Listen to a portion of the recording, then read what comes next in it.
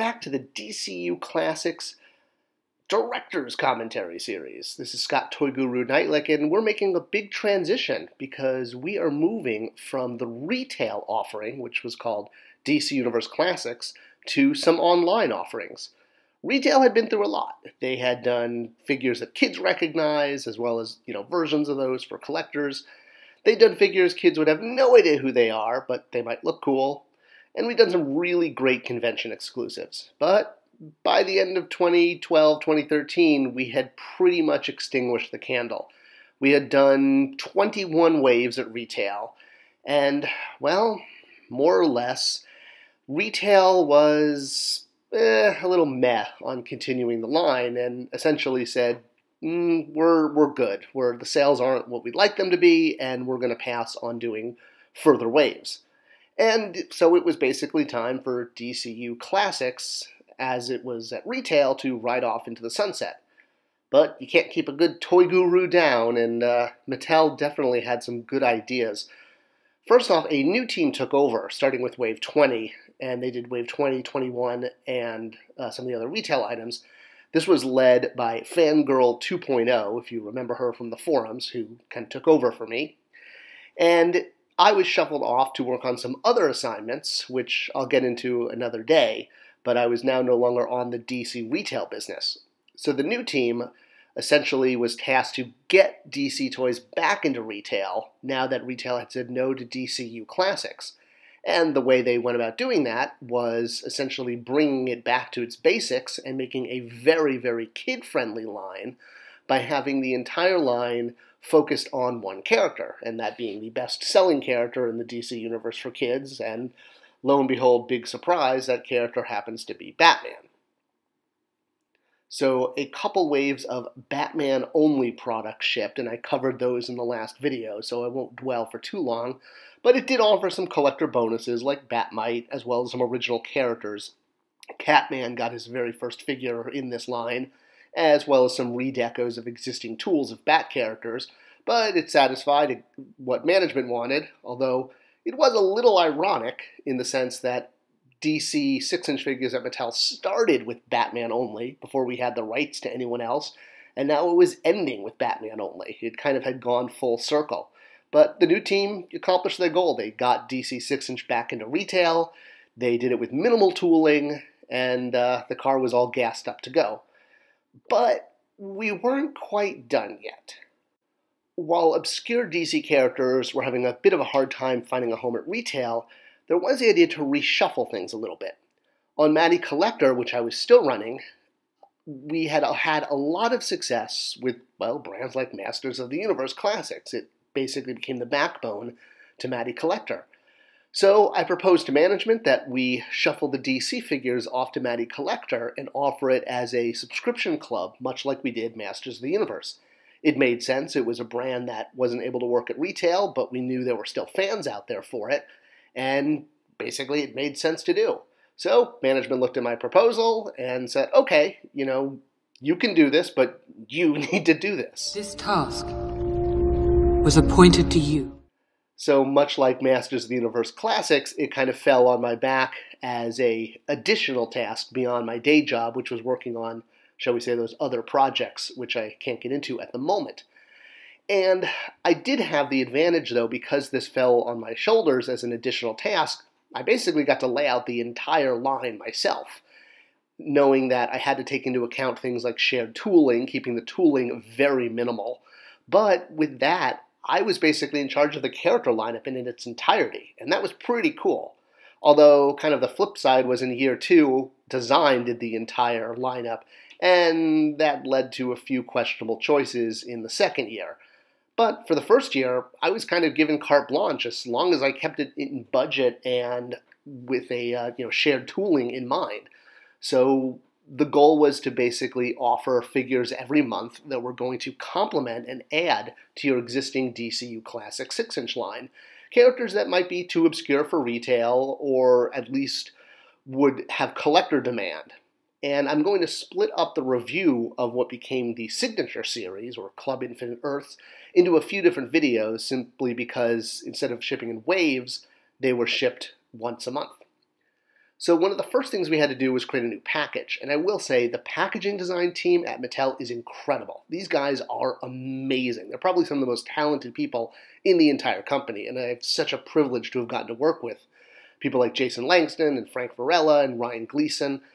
The original package for DCU Classics was designed to be retail friendly.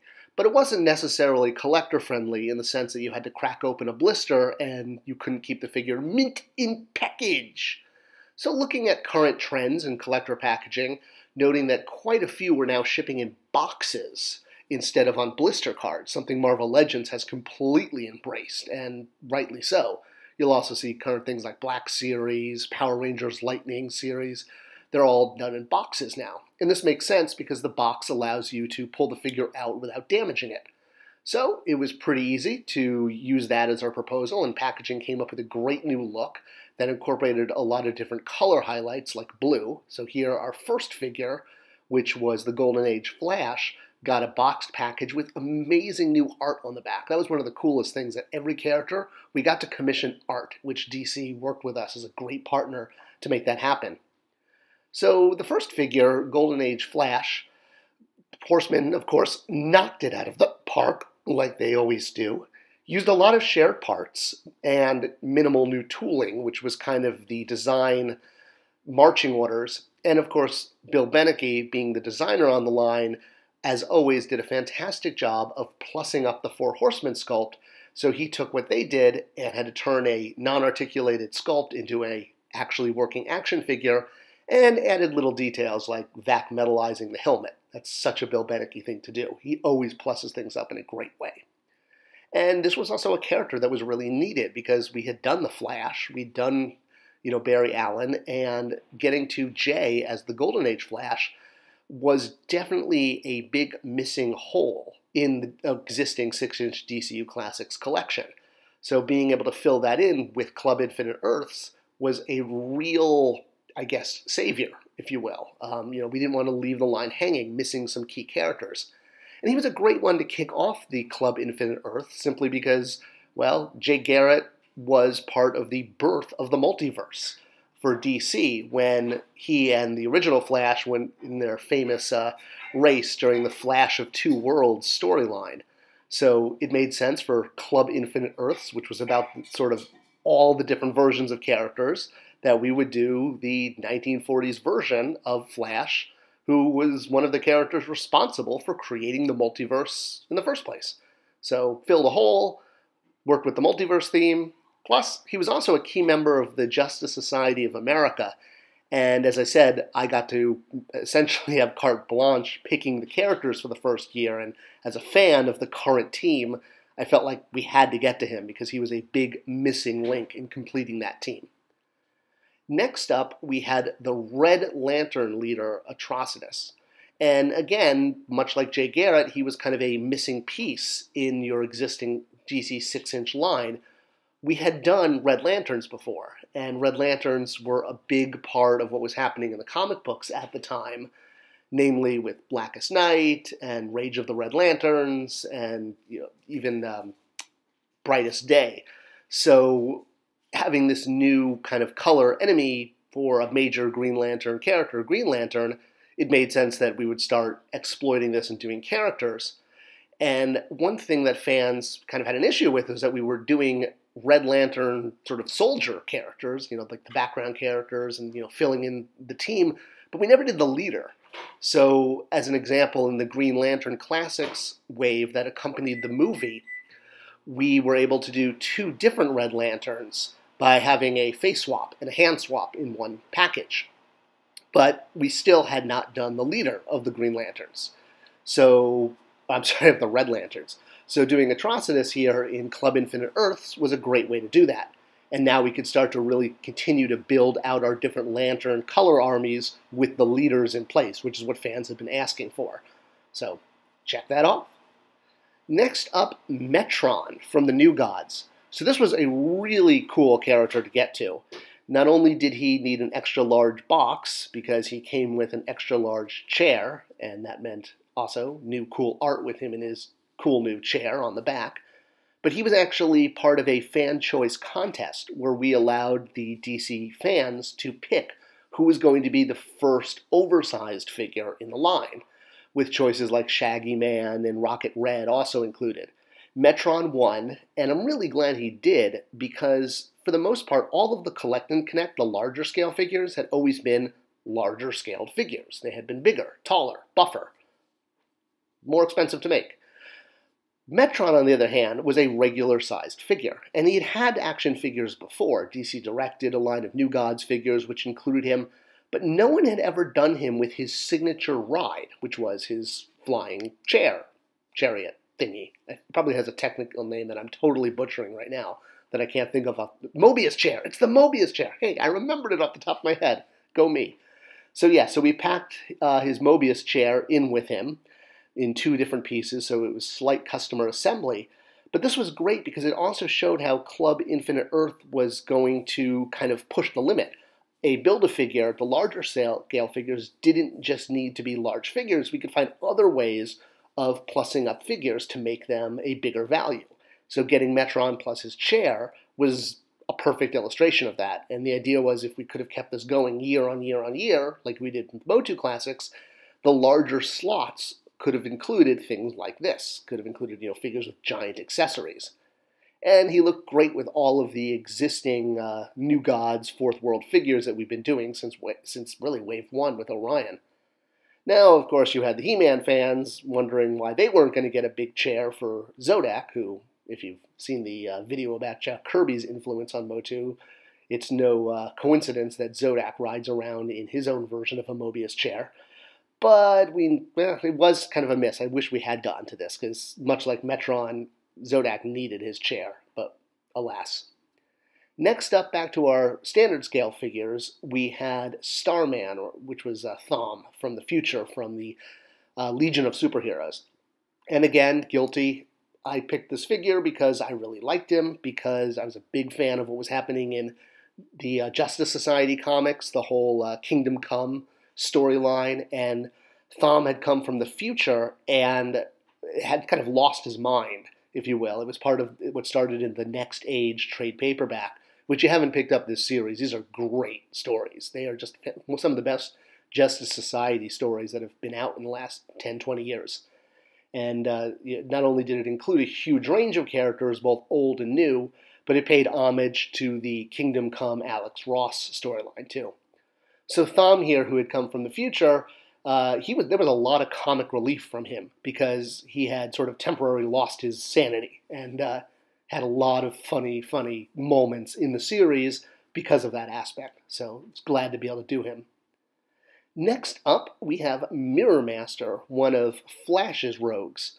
So again, brought this figure into the line personally because, well, honestly, I felt very guilty that we had not done enough Flash rogues. We had done a lot of Batman villains, we'd done a lot of Superman villains, we'd even done a lot of Green Lantern villains, especially because we had all those extra Green Lantern slots thanks to the movie. Movies always generate extra slots.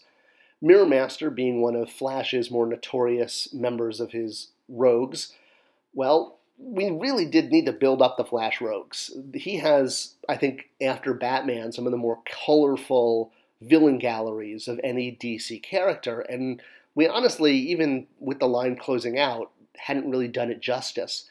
So I absolutely wanted to get some more rogues in there, and Mirror Master made sense, not only from a tooling perspective, because he was going to be minimum amounts of new parts, new belt, new head, and new accessory, but he would bring different colors to Flash's rogue gallery, which had mostly been blue and gray from the previous figures. I mean, you had Professor Zoom in there with the yellow, but he brought some great new colors, and he could also potentially be an army builder, because since Mirror Master creates duplicates of himself, maybe fans would buy more than one. All right, rounding it out, we have Black Mask, which, yeah, I know Black Masks have a completely different meaning in 2021, don't they? But I'm talking about this guy, the Black Mask villain from Batman. And again, sort of a figure that wound up there, one, because it continued Batman's rogue gallery, which was again another personal quest of mine to try to do as many Batman rogues, and because, I mean, well, one, he's a really cool-looking guy in a suit with a skull face. I mean, it's no shocker that I'm a fan of skull-faced villains with Masters of the Universe and all that, with Scareglow and Skeletor. But he was also going to be, again, minimal tools, because we could do a new head, some new accessories, and put it on that existing suit buck. So really a lot of the character choice for this first year came down to A, characters I personally really liked, which again, if you don't like the choices, you can blame me, but if you like the choices, you can celebrate me, and characters that would use minimal new parts. And looking back, I can't believe how many characters use this suit buck. We never planned on it from the beginning. It wasn't one of those bucks, but it got a lot of use. And now Club Infinite Earth was going to keep the DC ball rolling, and our hopes was it was going to go for years. But I'll at least cover all of the figures in this continuing series and into the next episode. Thanks for watching, and we're off to a new life for DC 6-inch online exclusives.